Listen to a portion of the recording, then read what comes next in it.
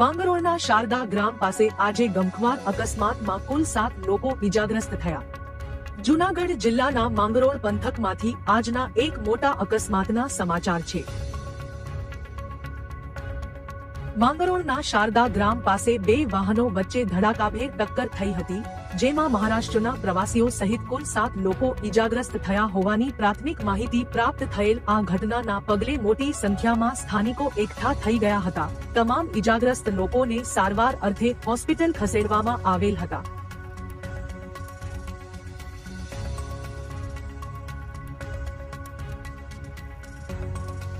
વર્ષ માટે મસાલા બનાવવા છે તો કેશોદમાં વર્ષોથી મસાલાની દુનિયામાં લોકોના મને ગૂંજતું એક જ નામ ખોડિયાર મસાલા. જ્યાંના મસાલા છે સ્વાદની સાચી ઓળખ, જ્યાં મરચા મસાલાની છે વિશિષ્ટ વેરાયટીઓ, જ્યાં આપને મળશે આંધ્રનું પ્રખ્યાત 1 વર્ષની ગેરંટીવાળું મરચું, ધાણા જીરું, હિંગ તેમજ દરેક પ્રકારના ગરમ મસાલા, સાથે ધાણા મેથી રાઈના કુરિયા અને સિઝન પ્રમાણે તૈયાર અથાણા તો ખરી જ.